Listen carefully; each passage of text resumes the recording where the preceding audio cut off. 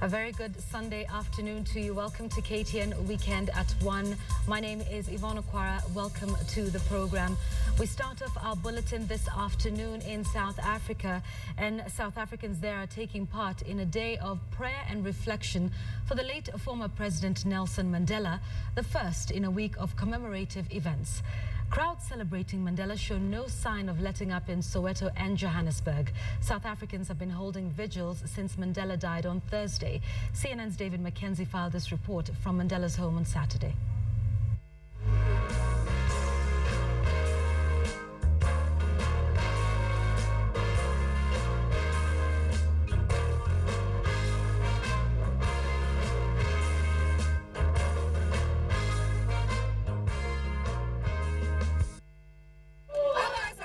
A pilgrimage of song and dance, paying tribute to Nelson Mandela at his Johannesburg home, to the man universally known here as Madiba. Madiba, this guy is the greatest. Whoever was like him will never see him again. They're singing revolutionary songs of the 1980s from South Africa. Many of these people would have been part of the struggle to liberate this country.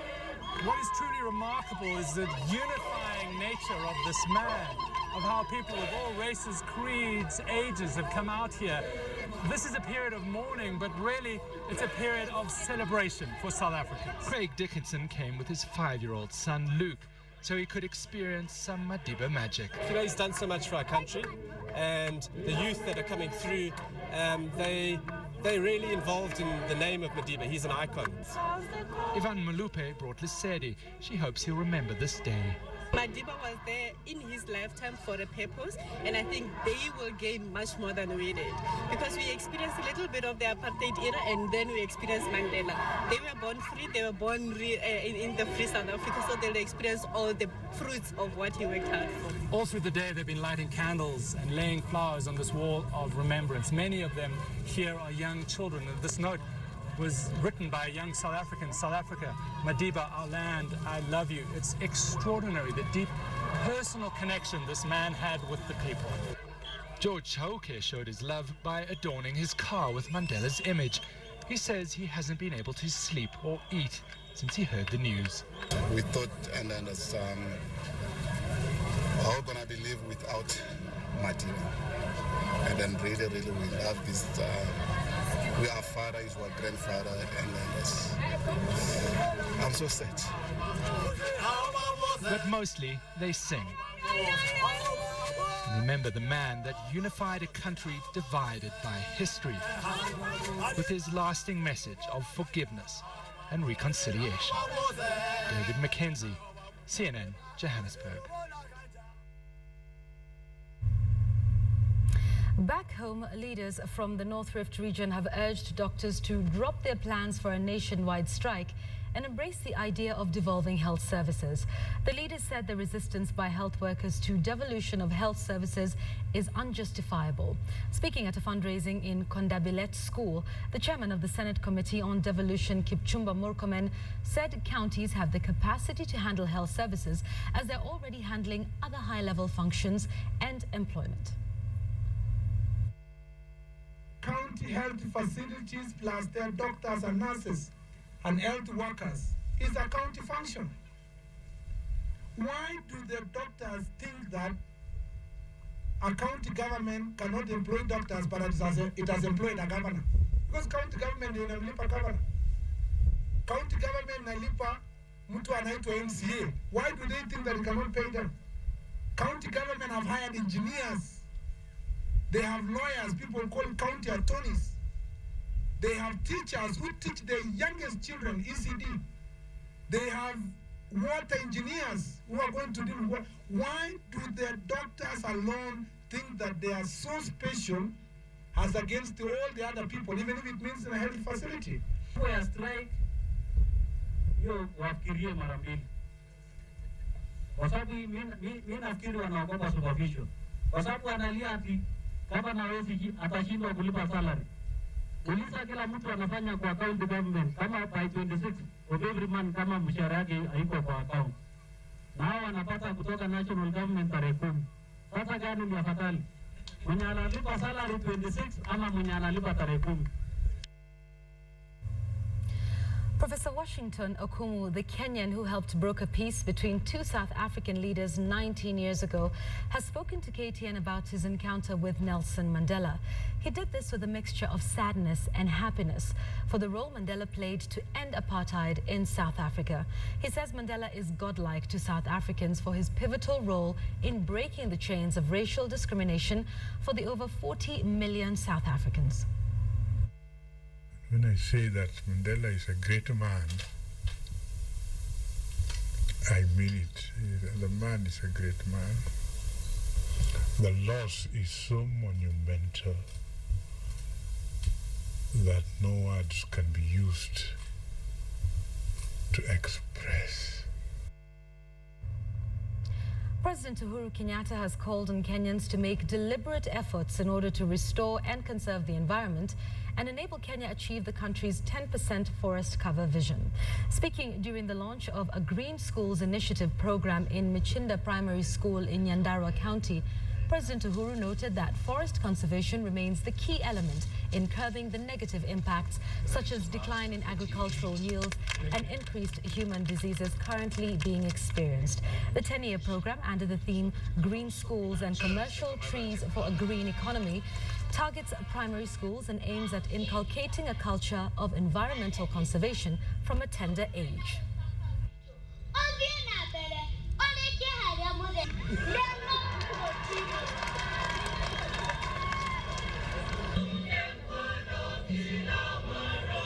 Deri Macharia kutoka shule ya Kabadi.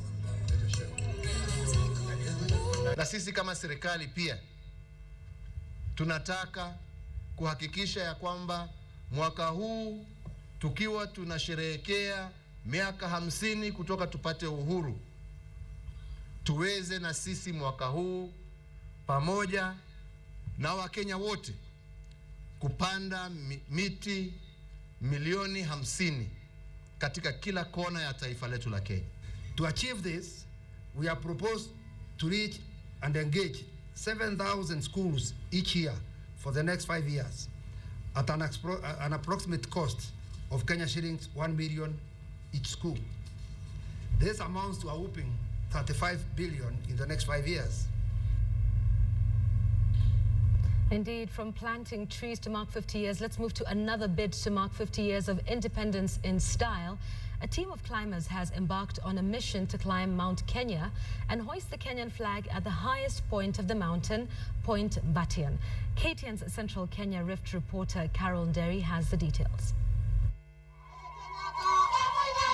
A team of Kenya Wildlife Service officials, rangers and world-ranking mountaineers from Britain have embarked on a 5-day trek to hoist the national flag at Point Batian of Mount Kenya. The team received the flag that was handed over to Athletics Kenya by President Uhuru Kenyatta on Saturday, a day before they set on the mountain climbing expedition. This was the epicenter of the freedom struggle. And we lost many lives. Tukapoteza wazee, tukapotea wamama. The effects of that struggle today are still with us. Mimi tukifungua bunge nitatengeneza jopo ambalo litasimamia maneno ya Maumau ili tujue kinagaubaga ni wagani ambao walipatiwa hizo pesa. The purpose of this is to commemorate what happened back in 1963. In December 1963, our national flag was actually hoisted at Point Renana. Katika nchi hii sisi tuko na bahati kwa sababu tuko na two water towers ama sehemu ambao zinatoa maji mengi katika nchi hii, moja ikiwa ni mlima Kenya na ingine ikiwa ni mlima Aberdare, na hiyo yote pia ni mahali ambapo pia tunapata rasilimali kwa upande wa utalii. Plans are underway to promote mountain climbing to international heights as there are many unexplored opportunities in the region. The team is expected to hoist the flag at midnight of 11th December to usher in Jamhuri Day on the 12th. Carol Nderi for KTN in Nyeri. Over 3,000 residents of Elgeyo and Makare farms in Rongai constituency are expected to benefit from a 5 million shilling water project that was commissioned yesterday. The project that aims at constructing a dam with a capacity of 20 million litres of water is expected to be a relief to the residents who have been trekking for over 5 kilometres in search of the precious commodity. Rongai MP Raymond Moy, who commissioned the construction of the project, said the construction of the dam will be completed in 3 weeks. According to residents, water became a challenge several years ago when the colonialists abandoned the farms for the natives. Water is a perennial problem here. So the Ministry of Water decided to put up a dam here, and we are grateful to the Jubilee government for doing that. And the dam has a capacity of 20 million litres of water, and at a cost of 5 million shillings. So we'd like to thank the government for making it possible for the people of Legetio to have such vast amount of water.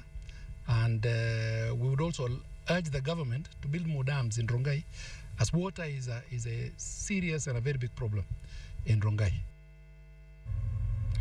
Following the recent cases of insecurity in the Pokot-Turkana border, a traditional dancers group has come out to preach peace to the whole nation ahead of the Kenya at 50 celebrations slated for the 12th and 13th of this month.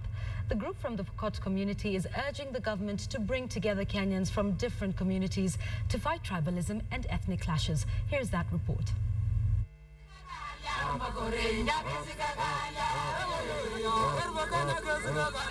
Messages of peace are conveyed through this traditional song and dance in a new bid to end the Turkana-Pokot clashes witnessed in the past few weeks. They try to dance away the pain of conflicts in which more than 20 people have been killed. One of the dancers, Aristitu Liapong, says that Kenyans should forget their differences and concentrate on better ways of bringing all communities together.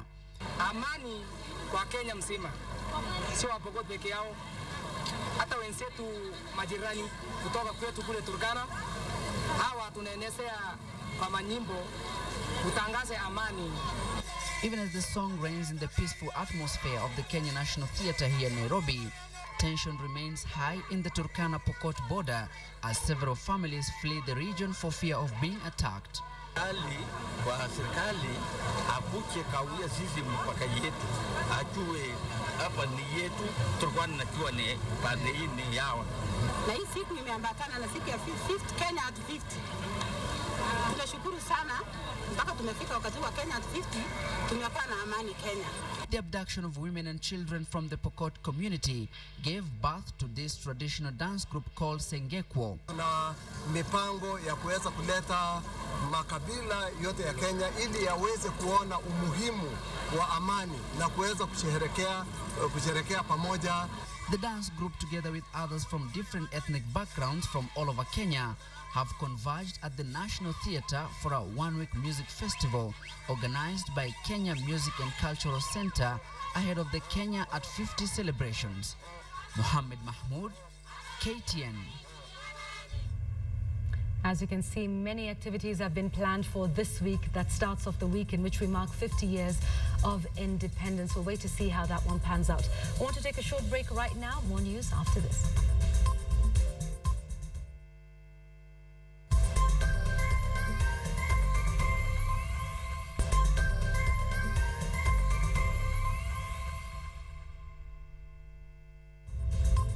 Welcome back. Thank you for staying with us. You're watching KTN Weekend at 1.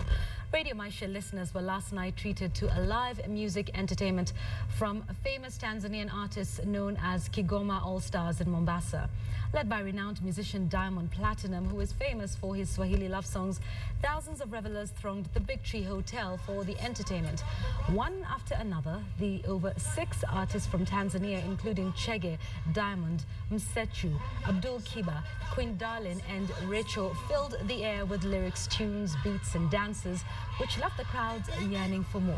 Radio Maisha and other partners of this live concert promised listeners that there will be plenty more of this kind in future.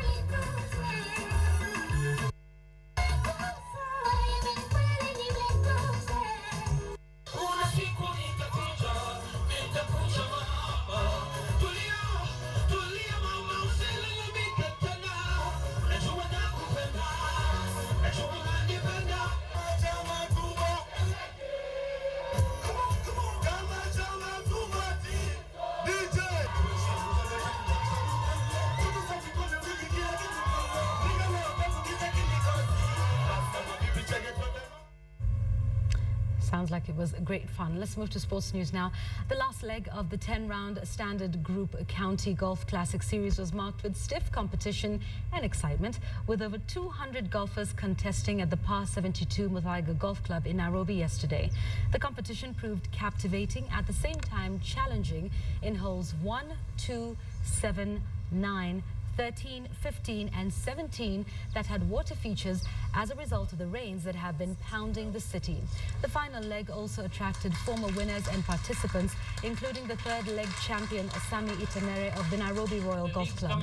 A.G. Vayani is the overall winner of the 9th leg of the Standard Media Group Golf Series that ended at the Muthaiga Golf Club yesterday. Vayani, who plays off handicap 28, hit 14 points in the first 9 and added another 23 in the reverse. We will be bigger and bigger and grow better. To some sad news, a man believed to be a staunch fan of Manchester United committed suicide yesterday night in Nairobi's Pipeline Estate after Manchester United succumbed to a 1-0 defeat to Newcastle. Police confirmed that Jimmy Macharia, aged 23, jumped to his death from the 7th floor of a building he was in after learning that his team had lost in the Saturday evening match. According to witness accounts, Macharia told his friends he could not stand and watch the team beaten twice in a row. Manchester United slumped to their second home Premier League defeat in the space of just 4 days, as Johan Kabai's goal gave Newcastle a first league victory at Old Trafford since 1972. Something that some Manchester United enthusiasts are taking the wrong way. Akasema hii game ni noma, hawezi stahimili hiyo ukali juu ya Newcastle. Akaenda kwa nyumba, akaenda kuwatch game. After kutoka hapa kwa kilabu iko next, akasema nikapata yeye ako chini. Huyu jamaa alikuwa shabiki wa Man U kabisa, na alikuwa naipenda sana kama mimi. Hata mimi ni shabiki wa Man U. Juzi navumilia, sawa, navumilia. Juzi tulipigwa na Everton, akavumilia.